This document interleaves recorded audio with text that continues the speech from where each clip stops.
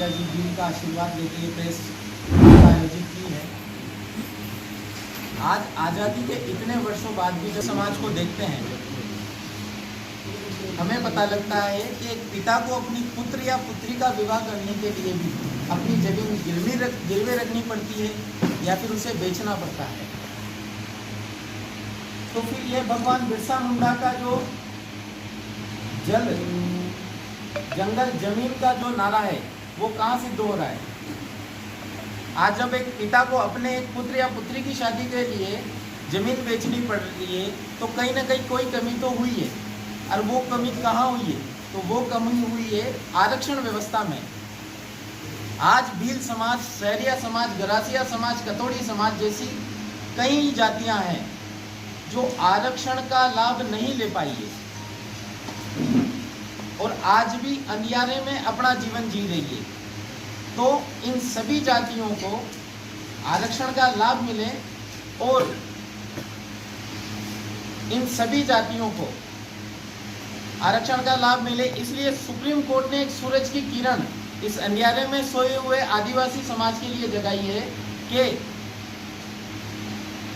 ST SC आरक्षण में उपवर्गीकरण हो सकता है। मतलब एसटी एससी आरक्षण में कोटे में एक वंचित जातियों के लिए अलग कोटा बनाया जाए ताकि जो जातियां आरक्षण से वंचित है उन जातियों को भी आरक्षण का लाभ मिल सके। ये जो फैसला है वास्तव में भील समाज जैसी वंचित जातियों के लिए संजीवनी का काम करता है।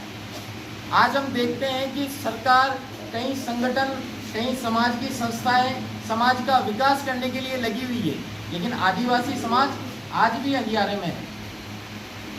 आज हमारे भी पूरे राजस्थान में कई संगठन समाज के लिए काम कर रहे हैं। उनमें एक विशेष नाम आता है सांसद राजकुमार रोध का, जो डूंगरपुर बांसवाड़ा से सांसद है।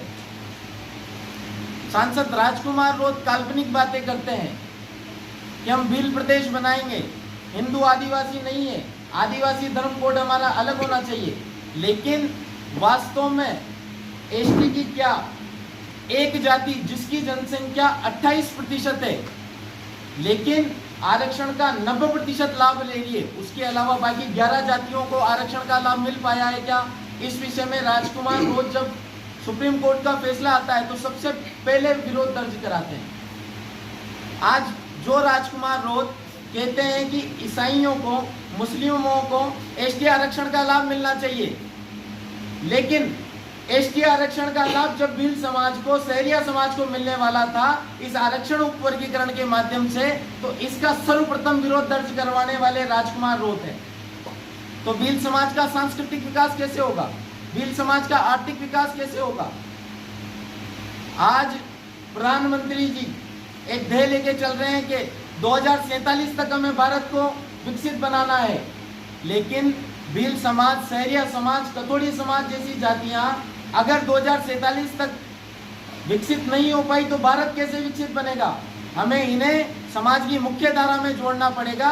इसके लिए हमें ये आरक्षण उपवर्गीकरण वाला जो फैसला है इसे राजस्थान में लागू कराना पड़ेगा।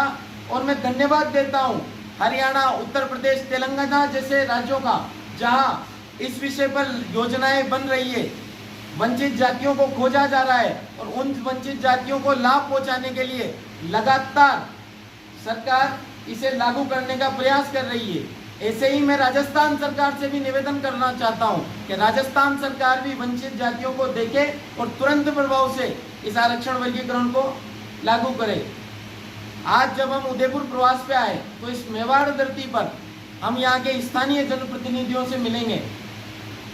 हमने इस विषय को लेकर झालावाड़ और लगभग सभी जिलों में आंदोलन किए। झालावाड़ में हमने हजारों की संख्या में बड़ा आंदोलन किया है, जहां आदिवासी समाज की आबादी बहुत कम है। मेवाड़ बागड़ क्षेत्र में आदिवासी समाज की आबादी खूब है। वहाँ के जनप्रतिनिधियों से इस विषय पे बात करेंगे ताकि आदिवासी समाज को जो आरक्षण से वंचित है लाभ मिल सके। तथा आज मैं आप सभी के माध्यम से एक घोषणा यहाँ पे कर रहा हूँ। घोषणा ये कि 5 अक्टूबर को राणा पुंजाजी भील की जो जयंती है उसको हम राज्य के गांव-गांव में मनाएंगे और इस आरक्षण वर्गीकरण के मामले में अलग जगाएंगे। उसी दिन उदयपुर में राणा पुंजाजी भील की धरती पर एक 1008 प्रतिनिधियों का, भील समाज के प्रतिनिधियों का कार्यक्रम आयोजित करेंगे और उसके बाद आगामी जो आरक्षण उपवर्गीकरण की योजना है उसकी आगामी कार्य योजना बनाएंगे। क्या मानते हैं आप? आरक्षण खत्म हो जाए तो क्या दिक्कत है?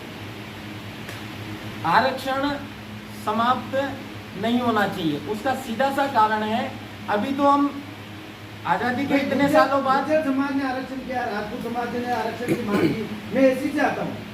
लेकिन आरक्षण खत्म हो जाए तो किसी समाज को दिक्कत ही नहीं होनी चाहिए। जिसको जैसी एबिलिटी होगी उसको वैसा वो काम मिल जाएगा। आरक्षण समाप्त होने से जो वंचित है, हाँ, जो आज भी घर से उठकर जिले में अपने नगर में पढ़ाई नहीं कर पा रहे हैं, मेरी बात हाँ ठीक है, पढ़ाई नहीं कर पा रहे हैं, वो आरक्षण के माध्यम से तो आगे बढ़ेंगे जब उन्हें छात्रवृत्तियां मिलेगी, जब उनके अच्छे कॉलेजों में एडमिशन होगा, छात्रवृत्तियां मिलेगी, छात्रावासों में एडमिशन होगा, तभी तो अच्छे कॉलेज में अध्ययन कर पाएंगे। पर जो एलिजिबल है सर वो तो पिछड़ जाते हैं ना आरक्षण के चक्कर में। भाई साहब एलिजिबल है, आरक्षण के चक्कर में ऐसा कहीं भी नहीं है पिछड़ जाते हैं। पिछड़ जाते हैं सर। अब आप अभी सामान्य को भी 10% EWS में 2019 से आरक्षण मिला हुआ है। इसका मतलब सामान्य का जो गरीब बच्चा है वो भी आगे बढ़ सकता है।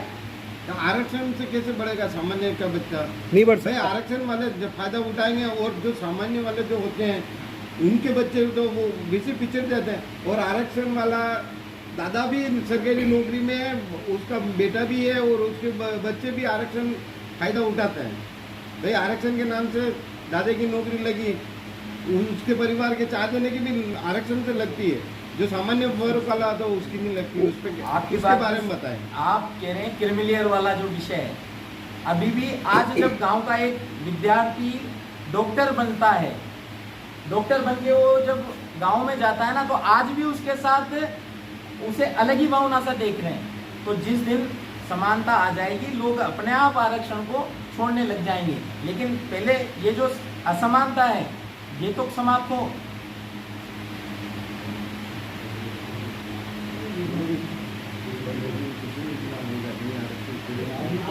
सांसद राजकुमार रोड का उल्लेख किया, तो पिछले दिनों जो भारत भर का इस विषय को लेकर, तो उसमें राजकुमार रोड के अलावा भी और कई सारे से जुड़े हुए थे, तो सिर्फ राजकुमार रोड को ही टारगेट करके क्यों आप बात कर रहे हैं? राजकुमार रोड को इसलिए टारगेट कर रहे हैं क्योंकि मैंने किसी को टारगेट नहीं किया, मैं अपने समाज के बारे में बात कर रहा हूँ। राजकुमार रोड हमारी समाज से आता है और हमें हमारे लोगों को आशा थी कि वो समाज के लिए कुछ करेगा, लेकिन वो तो एसटी का आरक्षण भी ईसाई मुस्लिमों में बांटना चाहता है, जबकि उसकी एसटी की खुद की 11 जातियों को अभी तक लाभ नहीं मिला है।